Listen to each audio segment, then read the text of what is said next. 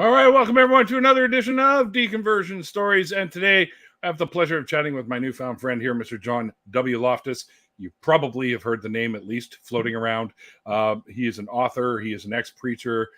He has written many good books. I have one right here, Why I Became an Atheist. As you guys probably obviously know, I pick these types of books up because of what I do here on YouTube. And also I have links for all of the stuff that John does, especially his blog site down below, which is the first link you'll find. And it can lead you to all the stuff that you might want to know about John and all the stuff he was involved with. And we're going to talk a bit about the books too at the other half of this interview. And also I have a link to all the books that he's gotten that he's written, that are available on Amazon as well down below, which is where I ultimately scooped them from. And as I was mentioning earlier, John, I was just listening to this one on Audible actually today at work. And the funny thing is I work with a gal who wears the hijab, and she's a Muslim, and she actually kind of liked the book. She said it sounds very interesting. But anyways, we'll talk about that a little bit later. But what I want to know about first now, although I already know because I've read your book twice at least now, take us kind of on that journey of how because you kind of converted into it and then converted out of it. So kind of take us on how that all worked. A little bit of a condensed version of this story, I suppose. I'll do that, Neil. First of all, I want to thank you for having me on the air. I appreciate it. I really do. And it's always nice to have someone excited to see me. That's always it's awesome in my mind, of course. But thank you for that. I have to say before you get going here, I was ecstatic actually being able to meet you at the Better Conference, because I've been following your work for a while. So it was huge. I knew you looked familiar. Yes. So that was really big for me, and it was an absolute pleasure to meet you in person. Well, it was nice to meet you as well. I appreciate you, and then you invited me on, and I thought that was pretty cool. Yeah, thank you so much. Yeah. Well, we tried this like way back, but your schedule was kind of all over the place, and you didn't really know when you were going to be able to do it. So we finally got it to happen. Yeah, just set a date and go with it, and make it work. Exactly. So yeah, exactly. Yeah, well, right. Okay. Yeah, my stories, in that book, it's the book is comprehensive in the sense that it covers everything. It certainly does. There's a personal story in there, and I want to know from apologists their story. They make these arguments. They regurgitate these arguments, and I want to know why they really believe. And I can find that sometimes in their testimonies. Like, well, I was raised to believe. Okay, I get it. You were indoctrinated. Yeah, it seems to be the case for most everyone that's in the belief system. Yeah. Indoctrination is hard to break, especially if it's drummed into your head with the threat of hell. I mean, it really is. It just and they were never reasoned into their faith, so you wouldn't expect them to be reasoned out of their faith. At least not very often. It's only rare occasions, Mm-hmm. So I want to know their story. I told mine. I have a pedigree of passion. I really do. I don't know why, but when I became a Christian, it was a down and out, juvenile delinquent type of a come to Jesus moment, and I got into it. I wanted to know about my faith. I was going to say, you and I have similar paths in that respect. I was kind of a JW delinquent myself, or juvenile delinquent myself, and I got into a lot of trouble. Of course, I didn't find Jesus to get out of it. I just ended up saying, this is stupid. What am I doing? But carry on. Yeah, I was raised a Catholic, and I knew the Bible stories because I went through catechism and stuff like that. And in these classes, the priests would tell me, "Now be careful. There are people who don't believe out there." I was warned. Watch out. I kept looking around. Where are they? I was forewarned. Yeah, I was forewarned. Or non-believers in their religion. So I had heard the stories. I just never heard them accurately. Paint the picture of Noah's flood where babies, are being, washed back and forth by the waters and, dashing on the rocks and stuff like that. And, tell me the stories of, the people whose, let's see, the babies that were killed by that bear that Elijah called out of the woods. Let's detail that stuff. Let's get the nitty gritty. But I didn't hear that. I heard the glorious, God provides, and God eventually, punishes wrongdoers, and that the Amalekites really deserved genocide because they were so evil, Right. So yeah, I was indoctrinated into the stories, and then come down and out. My parents got divorced, and during that period, I kind of was a juvenile delinquent, and then I had a come to Jesus moment when I was down and out, like I said, and so well, like you said, you were hanging with the wrong crowd, is what you were put. Yeah, really. That's if I were hanging with the Muslim crowd, if I were hanging with, you mean. Yes, hanging with the wrong crowd. Yeah, juvenile delinquents. Your grades dropped and stuff like that. You're saying, but in another sense, I was hanging with the wrong crowd on the other side that got me because I don't know what the right crowd is, but it could have been Muslim or Mormon or Scientologist. If I was raised in those different sects, I would have come out on that side of the fence and become say a Jehovah's Witness. I don't care, spiritualist of some kind. So, and then I got really interested in finding out about my faith. I wanted to learn, about it, and, is it really true? I wanted to find out. So I went to Bible college, and I went to a master's program. I got 3 master's degrees in 2 different seminaries, and I went on to Marquette University and got a education in what a liberal really is like, because I hadn't met one till then, which was quite a shocker to me. Oh no, they're here. Now I found out where those believers, those non-believers, those non-Catholics, those non-Protestants, where I found out where they live and where they teach, stuff like that. So that was kind of a rude awakening to me. And then I got into some more trouble as a preacher. You've heard these stories of preachers that they sleep around, and I did that. And some of them cry tears of repentance on TV, like Jimmy Baker, and I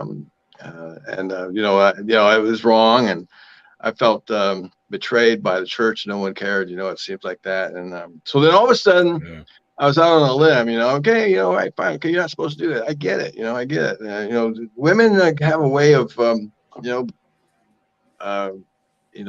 attracting men. That's, and so it happened, and then I was left out on a limb, and so I started rethinking all the things I learned in seminary and at Marquette University. And I started asking myself, how could this be? How could I have done that? Blah, blah, blah. Where's that Holy Spirit who's supposed to guide me and keep me out of trouble? And so I started rethinking. For the first time in my life, actually. And, as I thought through these issues from about 1991, 2, 3, before some of your audience was born, I guess, maybe, I don't know who they are. Yeah, maybe. And I started rethinking my faith. And it took me 6 years of thinking, and I became an agnostic. I was really indoctrinated, having been taught by some pretty good, I say good on the other side, good apologists like Paul Copan and William Lane Craig, and Paul Feinberg and Stuart Haggart. So I was pretty indoctrinated, ingrained. It was ingrained within me, and so it took me 6 years of reading and thinking through these issues, and to say, well, one by one, like dominoes, they just fell. I couldn't accept this. I couldn't accept that, and so I remained an agnostic. I think it took me about 1998. I was agnostic, and I said, "That's done. I'm done with it. I'm done." And so I lived life for about 6 years, just didn't even think about God, didn't even care about Christianity or the Bible. I just lived my life. I had a good life. I made a good living. And then all of a sudden, this movie, The Passion of the Christ, came out by Mel Gibson, and I thought it was just utter bullshit.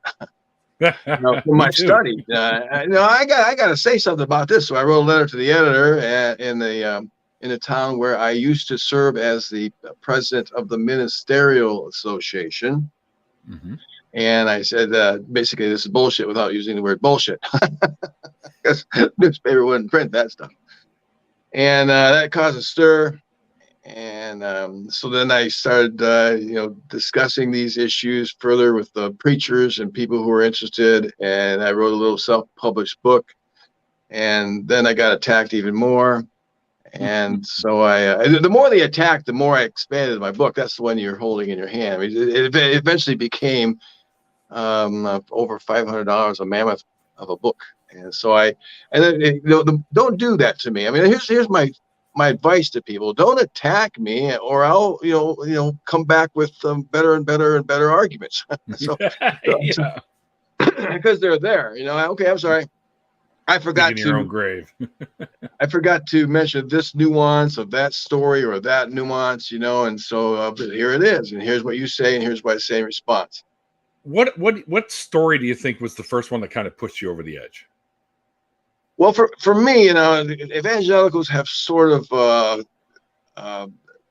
become liberals on the Genesis accounts, but they were conservatives in my day, and they, you tried to harmonize Genesis 1 with science, and you just couldn't do it. You just I went through the various theories, thought through them, and said bullshit without using the word bullshit.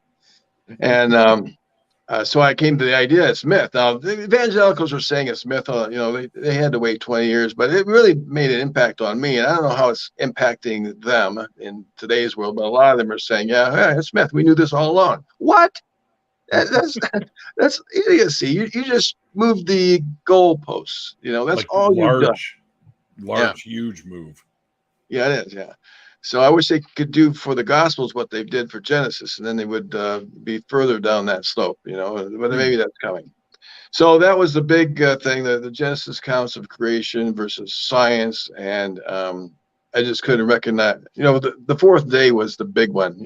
God created the sun, moon, and stars on the fourth day. Yeah. What are you talking about? And plants the day before. Right? Exactly. What? Exactly.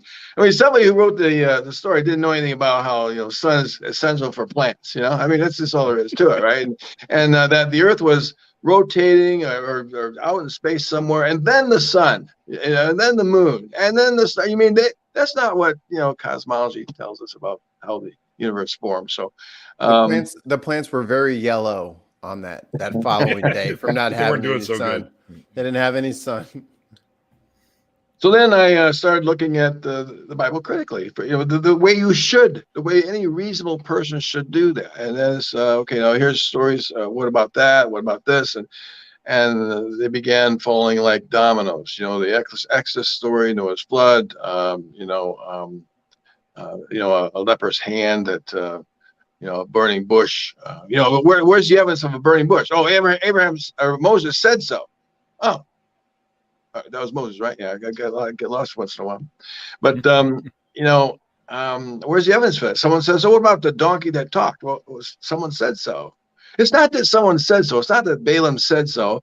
It's that someone put it in a book, and called it, the inspired writing. That guy is the fool who listened to what Balaam said, if that's how it went down. I mean, if that's what, if he did in fact say that, then the guy who wrote it down, it still is a fool, even if it did happen. See, that was my argument. Even if it actually did happen, there's no evidence for it. So you shouldn't believe it. You shouldn't write it in a book. You shouldn't say it happened. But in fact, it didn't happen because, you'd have to suspend everything we know about animals, to say he did. And talking snakes too. I mean, let's be honest, right? Snakes, yeah. Can we be honest here? They don't even have vocal cords, for crying out loud. I know, right? Well, God can do anything. Yeah. He can grow vocal cords. I saw a documentary called Harry Potter and the Chamber of Secrets, and that snake was talking. Oh, now we know. It's a great documentary.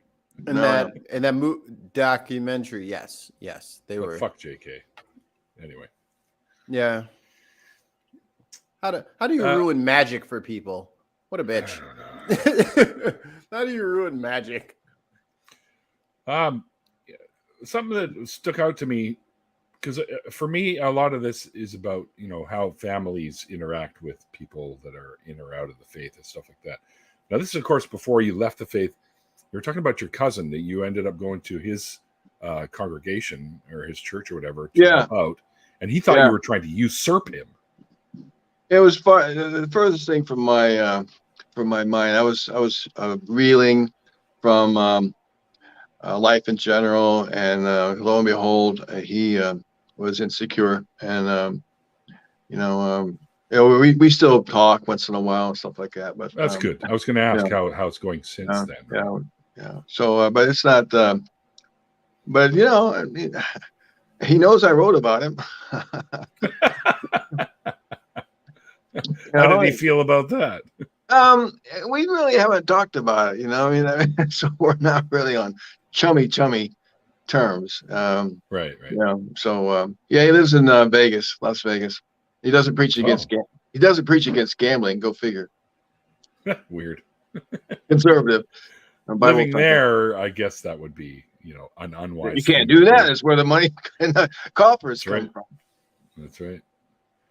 And I, if I remember correctly, they even offered you the position after he left, and you declined. That's true. I turned it down. I mean, I really didn't want it. Plus, at that point, I would have inherited a divided church: the ones who liked him and the ones who liked me. And I'm not interested in that. I just wasn't interested. So. Yeah, that would have been a shit show. I was already in the throes of doubt. I mean, I was already 1.5 foot out the door. So, yeah. What do you think finally pushed you over the edge? To become an atheist? I was an agnostic, and I just abandoned it. And then the movie Mel Gibson put out, I just, had to say something about that utter ignorance, the atonement, and why you needed a blood sacrifice. It's what is there about the blood that forgives sins? You talk about washing the blood. Can you imagine just washing yourself in the blood? I'm washed clean. Blood, a soaked person. Yeah, I don't know. It's crazy, right? So, but you on a government you're going on a no-fly list if you wash yourself in blood. That's for damn sure. Well, what was that? There was that woman that believed that if she bathed in the blood of young people, she could stay young forever. Yeah, I maybe they're all crazy. That's what people thought. It's silly. So I couldn't. I tried it. It doesn't work.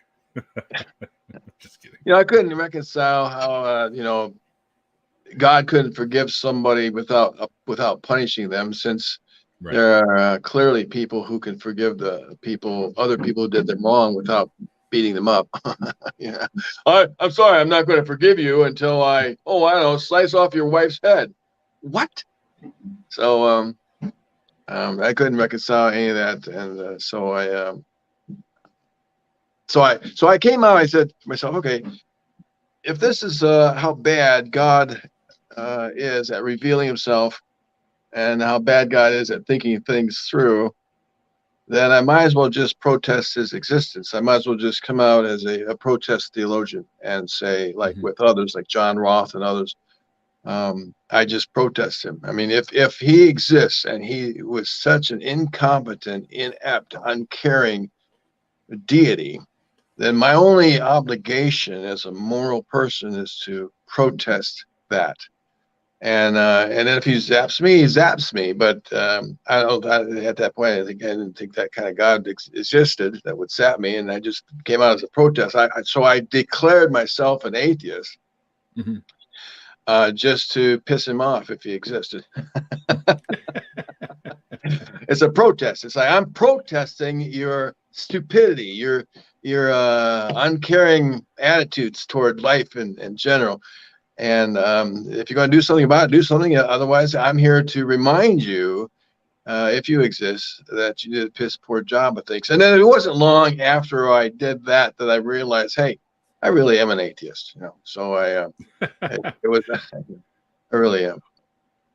I've often said that agnostics really are just people that are afraid to use the label atheist. Right. Yeah, I think so as well. Yeah, I think agnostic is a nice term to to make yourself feel like you're still thinking, you haven't decided yet, and it makes you feel like even balanced and considerate of things. But now I'm a blatant atheist. You know, I'm not ashamed of saying that you need a dosage of reality, you know, Right. in objective evidence, and that you know, if you tend to believe, say, snakes talked or any of the other kinds of miracles that have no evidence for them, then you're delusional. You know, you just simply are delusional. You've been brainwashed to believe a lie. You know, I'm not afraid of saying any of that anymore. No. I think something else that you've mentioned in your books is, of course, the contradictions that are in the Bible and stuff like that. Which leads me to sort of you also kind of advocate for ending biblical studies. I think you put it like to eliminate biblical studies, I guess. Yeah, I'm following in the heels of Dr. Hector Avalos, a good friend of mine, the late doctor. He wrote a book called The End of Biblical Studies, and boy, I tell you, I just adored that man and his writing, and wasn't much, if anything, I ever disagreed with. He wrote for me on my blog, Debunking Christianity, and he's a great loss to rationality and truth. But his goal was to, I mean, he said, so many scholars of Mesopotamian literature are focused on the Bible when there's like literally thousands of, pieces of evidence of on potsherds, on vellum manuscripts, on papyri that the scholars aren't translating. They're not working with. They're not trying to figure out what else people thought back then, because they're so focused on the Bible. And he says we need to end this special privilege that the Bible has, especially since all the harm that it has done and continues to do in our society. So he called on biblical scholars to work towards ending the biblical influence in our modern society. It has no place. It's no relevance. We don't need it. In fact, it's harmful. So I love what he did. And what I wanted to do then is take that and do it into the discipline I know, the philosophy of religion, and the same way. And that is it's a nuanced position, just like his is. I mean, no, we know that biblical studies isn't going away anytime soon, just like the automobile is here to stay.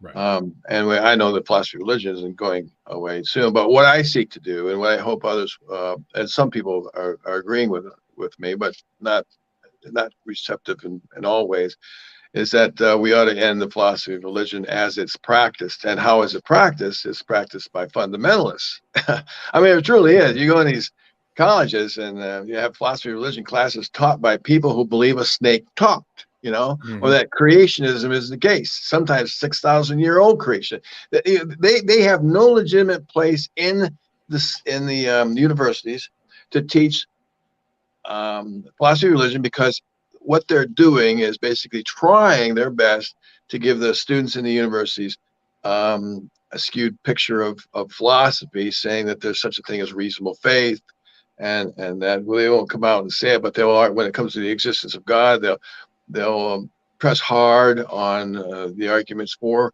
the existence of God. They can do that just like atheist professors can do.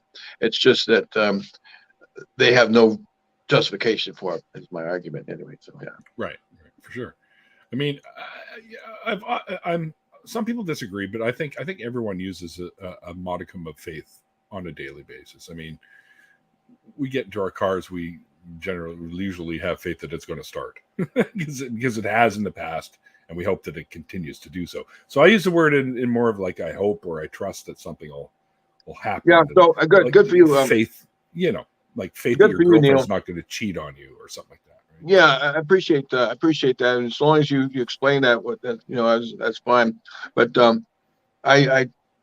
if I mean hope, then I say the word hope. If I mean trust, I say the word trust. I just try to avoid the word faith. But then David Eller has convinced me that we have to stop talking Christianese. He calls that language. He calls that language Christianese. Stop using terms in normal discourse like the mark of Cain, or even, like hell, or God with a capital G, and don't refer to what we do as having faith. So you have to read Right. his what he says about that and consider it. I'll I check get that out. I get your point though. I mean, I understand that. It's more of a colloquialism rather than anything to do with religious faith. It's more of a, because I definitely have no religious faith at all, because I gave up on that shit a long time ago. So, Good. For you. Linguistically, Christianity has had a big role in the forming of the English language. They've been in control of the English language. So yeah, there's going to be some leftovers, but that don't mean that we're buying what you're selling. Yeah. Is that your wife in the background, John? What? Is that your wife in the background? Yeah. Sheila, come here. Say hi to Neil. Neil, right? She said I smoked outside with him. I smoked a Yeah. cigarette with you. Yeah. Hi, Sheila. Hi, I got a bum one off of you probably. Hi, how you doing? I am cooking up a storm, so I got to just say hi and bye. Uh-oh. Like to I'm see you kind in of jealous. person again sometime. Yeah, Maybe- hopefully. Did you Maybe bring you can enough? come visit us. Did you bring enough for Down to everybody Fort on Wayne? this? Did you bring enough for ham? everybody on the stream? Did Yeah, you bring there's enough for enough everybody? ham for everybody. Okay. Whatever.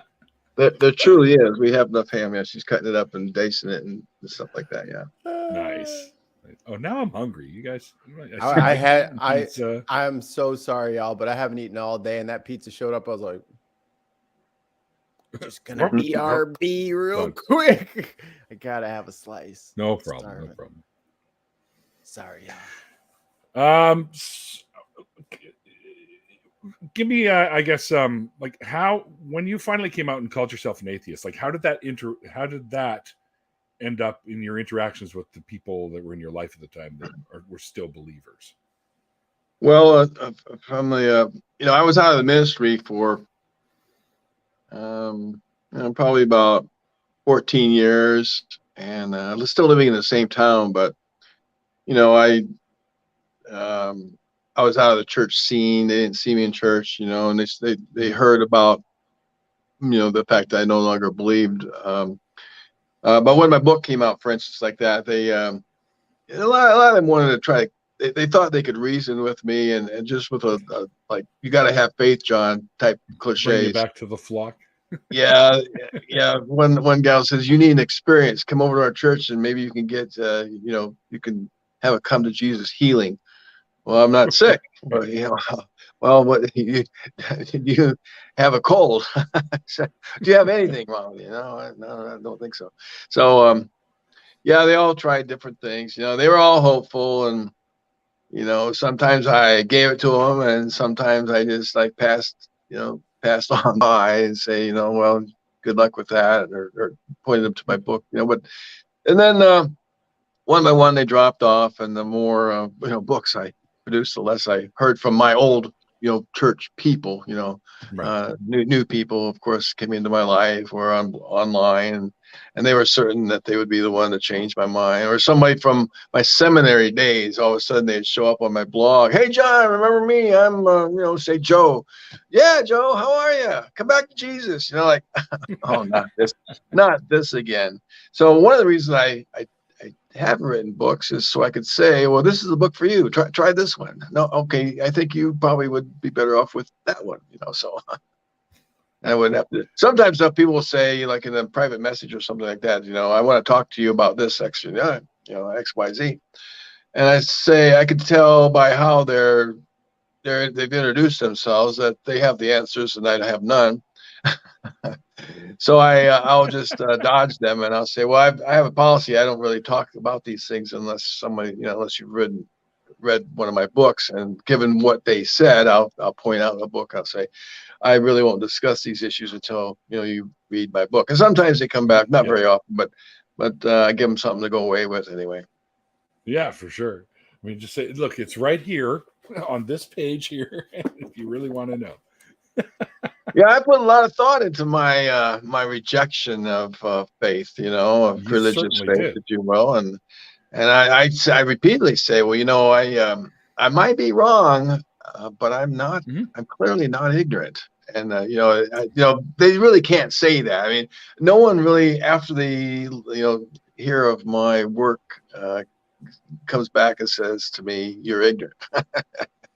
I mean, No, only that's those who have definitely not not the read it first will thing say coming to that. my mind. Yeah, maybe, but they'd be wrong because you're definitely well read on the subject for sure, and it shows in everything you write. And actually, I want to talk a little bit about another book that I have of yours, although it's not within reach. Actually, I think it's in the other room. The Case Against Miracles, which is a direct counter to was it Strobel's Case for Miracles? It is. How did that kind of come into existence, and what kind of research did you have to do for that sort of thing?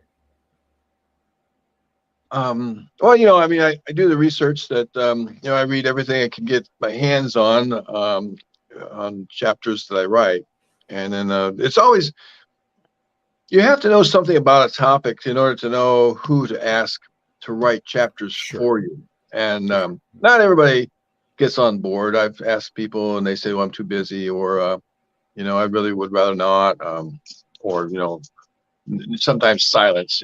They just, it looks like I've asked the wrong person because they don't even respond. They're too important, to say, okay, I'll consider it, but that has happened.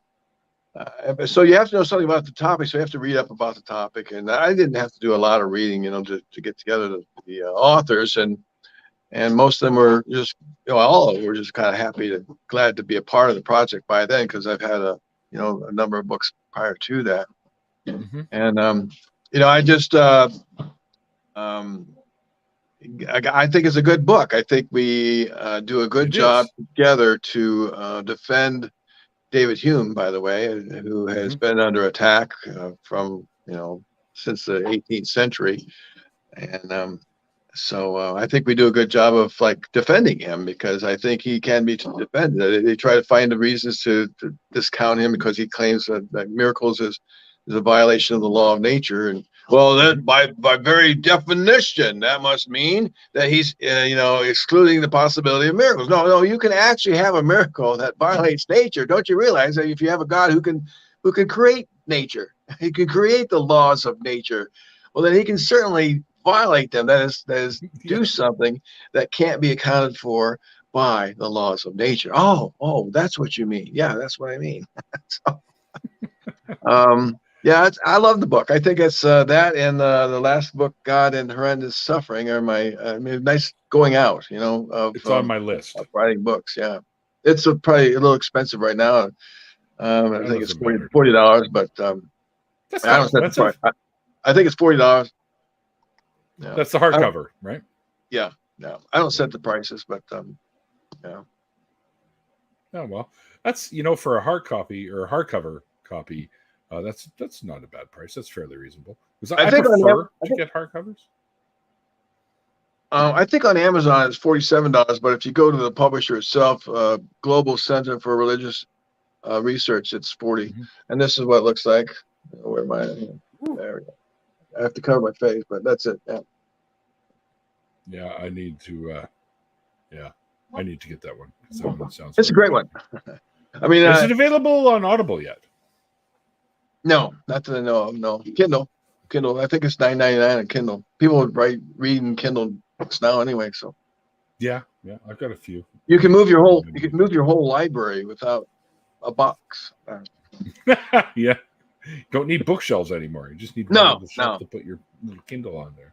But I think the Case Against Miracles and the case we present about horrendous suffering are two single issued books that I think devastates Christian thinking. Miracles, for instance, you would never believe a miracle without objective evidence. In today's world, you shouldn't do that. Someone comes up to you and says, I levitated yesterday. Well, where's the evidence for it? I mean, who would stick out their tongue and say, whatever you say, man?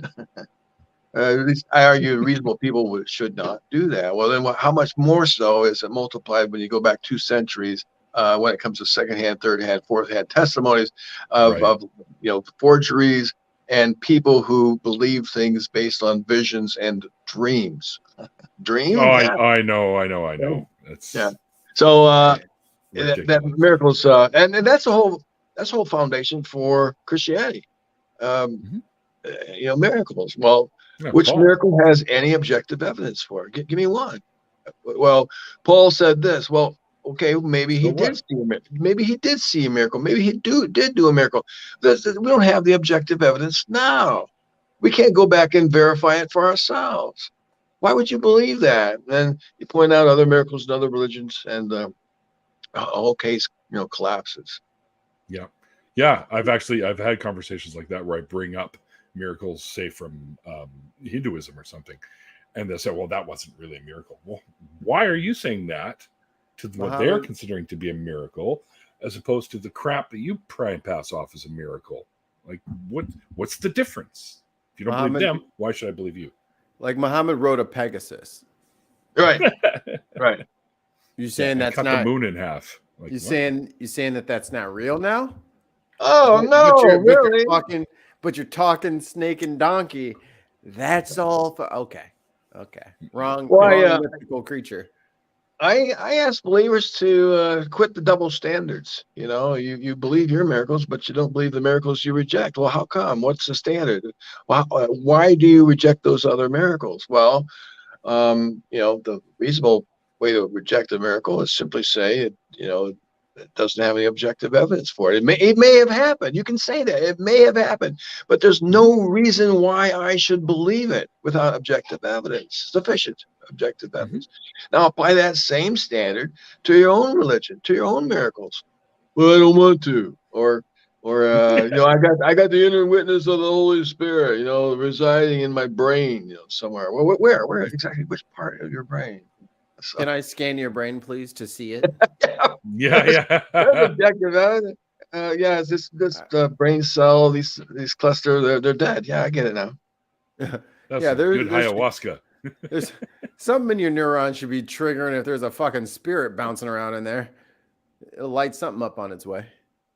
Yeah, I often tease people. I say, well, if you have a mind, or a spirit, where is it? I point to my knee. Is it there? Is it? How about my other knee? It's on the bottom of your feet. Yeah, right. Yeah. Your soul. Shut up, Mike. So I'm looking for a producer. So much for miracles, and then the big besides science and evolution, which is Christianity takes a huge hit on that. But I'm not. I don't consider myself an expert in that area. I try to stick to things I'm an expert on. And I've read a lot about miracles and suffering. So when it comes to suffering, I focus on horrendous suffering, and that's something that believers they don't talk about. They talk about just suffering in general, or they talk about the logical problem of suffering. Is it possible for God to exist? If there's some suffering, well, you can talk about possibility all you want. Let's talk about probability, and let's talk about the most egregious kinds of suffering, horrendous suffering. And as a few times in this book, I talk about, the standard excuses won't work here. They simply won't, and especially when it comes to animal suffering. They're not being punished for any sin. What the animals do wrong that they have to deserve, being eaten alive by parasites or some lion or bear or something. So you can't use the free will defense on the animals, right? And likewise with earthquakes and volcanic eruptions, fires, and blah blah blah. Yeah. So so I'm particularly happy about those two. Seriously, I can't wait to see how it influences people and changes minds. I want it to. That's why I write. I write to change minds. That's what I do. And it's the hardest thing. I'm not going to have a discussion for discussion's sake. Oh, well, today we had a great discussion, between believer and unbeliever, and so that was a success because we have clarified our issues. And thank you so much for coming on, Dr. So-and-so. Well, thank you for having me. No, I'm here to change minds. Now, you may not like it, right? But I'm going to tell you what I know. It's and I might be, like as I say, I might be wrong, but I'm clearly not ignorant. And I think that it's reasonable to doubt Christianity, to doubt its miracles. It's reasonable to reject Christianity and its miracles. And one of the reasons, of course, besides miracles, is the fact of horrendous suffering. So I'm unabashedly a debunker. Well, I mean, we've got someone in the chat saying that evolution or whatever, they don't believe so much in that sort of thing. And, you know, it's basically the foundation of modern medicine. So I don't know how you can't fucking believe in evolution. And I'm a chemist, so, you know, not so much in the biochemistry, but more the organic chemistry, because of what I do. I work for an environmental company and stuff. So, just when you get into that, everything just falls apart. Like, because one of the things that I've learned recently is not so much to do with, it is to do with chemistry, but DNA, our DNA. We have something like 25,000 different strands of DNA or something along those lines within us. And there are 8 million other types of DNA in us as well that come from all the bacteria and viruses and germs that are on us and in us. What? And their DNA becomes part of our DNA while they live in us. And that is helpful to us. And there's no possible way that they could have known any of that shit when they read the Bible. So they didn't understand that this is who we are, that we evolved with these creatures to be who we are. Most of our DNA, 99% of our DNA isn't even ours, but still makes up who we are. And we wouldn't be able to survive without them. Do we appropriate our DNA? Yep. Do we culturally appropriate our DNA from some sort of bonobo chimp? Well, their DNA is similar to ours, yes. We stole it. Well, I understand also that they believe that the male seed, when planted within a woman during sex, is the baby. I mean, it grows to be the human being, and that all it needs to do is attach itself to the wall of the uterus. I'm using words they didn't use, but the idea was that all the woman is an incubator for this baby that's soon to be born. So if the baby doesn't come out or something, it's always the woman's fault, you know. And of course it is. It's just crazy. It's crazy. Absolutely. I mean, so much of the stuff that's in that book that is we now know just could not have possibly happened. Like I'm referring to biblical scriptures, Old, New Testament, the whole works. There's a meme floating around that says something to the effect that imagine this: the creator of the universe doesn't know anything about science. He doesn't need to, John. He doesn't know much about science. Yeah, it's like, and maybe I think in other memes, it's like it lists some of the things that the creator didn't know, and yet he created it. How's that possible? And he didn't know it because we don't find it in the Bible, of course. That's the whole idea. But that's right. And Farn in the chat says, and they referred to her womb as a thigh. Like what? Which is true. There's McKinnon. Says it's always the woman's fault. Christianity in a nutshell, in virtually every way. Pretty much. She's only worth half the amount of shekels you are, too, buddy. You know, I'm getting really distracted by her clothes. She should dress more modestly. Yeah. Women can't it's ridiculous. You're talking about a book that, what's that expression? It's a book that was written by a bunch of guys who didn't even know where the sun went at night. Right. Yeah, it's true. They didn't. Oh no. No. Well, John, so that last one, the horrendous suffering book, was the one that I really want to pick up next. So I'm going to probably do that right after this before I head over to Thank you with my mom and my sister tonight, because we have to talk about my mom's stuff that's going on right now. I'm not going to get into that. I'll explain that another time. Which reminds me, you guys out there in the chat, there is no after party tonight, but party at Mikey's Saturday we'll have a Mikey's what? On my stream tonight. Oh yeah, you can go hang out with this clown right over here if you like. But so the horrendous suffering book is that the last book that you plan on writing, or do you have anything else that might be in the works? Well, Jonathan Pierce has collected some of my writings, and I think he's going to be publishing that sometime soon. You know who Jonathan is, probably. Yes. And so he's collected some of my writings. He's going to publish something soon, I think. Oh, cool. So, Just like random stuff that you've written, or you've yeah. not published yourself, or Debates that I've had, Right. and some other things. Yeah. Yeah, they're all listed on your website there too. On your They are. your Yeah. blog I'm going site. to delete them. Are you? Yeah, buy the book. I haven't gotten What a around to shrewd deleting them yet. businessman. Look, You better hurry, folks. Get over there and check out some of these debates. I've watched a couple of them, and they're quite fun to watch, actually. So. giving away the milk for free for too long. You suckers are about to, No. he's selling cows from now on. Y'all Yeah, buying yeah. cows. Are they sacred cows? Oh no, that's Yes. Seth Andrews' territory. Never mind. Yes, they No, are. the Double it- sacred. what he's going to publish is the transcripts. So I don't know. Right. I think what I have done is I've published transcripts of my opening statement and some things along the way. And those things I guess I'll just take off. I mean, the videos are still to be found. Yeah. Oh, they're all still on YouTube. I think you can find them there. Yeah. Some of them.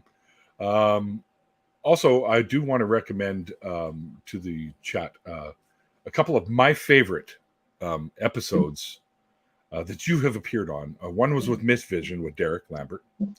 You guys had a great conversation on that show. That was fantastic. And of course, I think it was because you've been with Seth Andrews, I think, twice now, correct? Oh yeah, sure. Yeah. And the first He's one great. that I saw, that's how I discovered you, was through him. Oh yeah. Yeah. Thank you, Seth. Seth is a gem. But and those two I recommend. Actually, I'll recommend both of the ones that you were with Seth Andrews, but and of course the Myth Vision one. So Mike, if you want, you can throw some links in the chat for those. They're easy to find. It's just John W. Loftus, Myth Vision, and then Thinking Atheist. But you guys could probably do that yourselves and check it out. But they're two great It's episodes. no worry. I'm on it. Do you plan at all on being at any upcoming events or anything like that? Or do we have to come to Fort Wayne? Is that what's happening? I think Oz is going to do another one in Fort Wayne. I'll be there. Yeah, he will be. I'll be one of the speakers probably. Yeah. That'd be cool. Hopefully I will be too this time, Oz. Nice. I mean, Mikey and I would love to get up there and talk about what we it's not like we have like tons of track record and experience, talking to recently deconverted people at a convention called Better. It's we'd have nothing to contribute, I guess. Yeah, probably not. I think he's going to have something like that in the next one, anyways, where they talk about this sort of thing. So I'm pretty sure he'll ask us to jump in there, and that'd be cool if you were a speaker there as well, John, because then we could hang out some more. And cool. Usually when I go on these trips, I'm not supposed to drink because I take blood thinners. Fucking bastards right here for blood clot issues. That's your birth control. That's my birth control, so I don't give birth to more clots. But I like to sneak a few in at these events and stuff, right? Just to chill and have a couple with some buzz and stuff. You and my wife, you'll probably go outside and down a flask and smoke a cigarette. She's trying to quit smoking, and here you are giving her one. Well, I didn't know that at the time, so now I feel bad. I have to go sit in the corner for 2 minutes and feel shame. Just give her weed instead. She'll take that too. She'll smoke, but she'll smoke a lot less. Probably so. You're not gonna go out for 2 joints on your fucking smoke break at work. Be up there. Smoke 2 joints in the morning. Smoke 2 joints at night. Tilt the world on be you. Singing commercial stuff on here. Well, John, I think that pretty much covers everything that I wanted to ask. Mikey, did you have any questions you want to ask John? No, I'm good. No, not for real. I already hung out with John, so it's not really like a, you know what I mean? Like we already kind of met each other. Yeah, we're best That's buds. true. Did you know that? Kind of. Well, I count you as among my good friends now, John. So getting to meet you in person and following all your stuff, it's just like I think you're an amazing human being, and I think from all the stuff that I know of you, because of the books and stuff like that, and how you ended up who you are today, is an accomplishment in my All right. opinion. So Good. Thank you. Appreciate you saying so. Well, I only speak whatever I feel is the truth, my friend. So Good. hopefully people will speak highly of me someday. Well, I will. We totally do that when you're not around. Oh, well, that's no good. All right. Every time you walk out Well, of the room. I think we'll wrap this one up because I do have to get out of here. I got my mom and my sister are going to go and chat about some stuff that's coming up for my mom and where she lives. She's in a home now, and there's some issues going on. So I got to go and deal. So there won't be an after party tonight, guys, but we will be back on Saturday. If you do want to hang out with Mr. Mikey, I'm sure that could be arranged as well. Until then, John, thank you so much for being on the show, man. It was an absolute pleasure chatting with you. Well, likewise, I appreciate you having me. I really do. I've been looking forward to this one. I was all giddy and stuff this morning, so it was great. Wonderful. All right, everyone. Thanks to all you guys out there in the chat. And without you guys, this show wouldn't be what it is because I love to have your comments pop up in here every once in a while. So thank you, everyone on Twitch, YouTube, and Twitter for hanging out with us tonight. Also, thanks to my amazing patrons. Without you guys, the show wouldn't be what it is. So love and hearts to you guys. I couldn't do it without you. And also, Mikey, great job as usual. There's no link to the after party in the description box. It's a habit. I know. I think there is a link to a after party, but it's one I forgot to remove. so don't click it, people. Go there. Wait for us. But Mikey will probably start something up, and you can bug him for a link if you want to hang out. Yeah. But don't forget about all the links that I have for John down below. You can definitely check out all his books and stuff. I've got links to where you can pick them up if you are interested in them. And I'm going to be doing that myself to go get the Horrendous Suffering edition myself. There's a couple more beers for you right there. And anyways, guys, until the next time, like I always say at the end of these awesome interviews, like the late, great Christopher Hitchens once said, it's called faith because it's not knowledge. And we'll see you guys next time. Bye.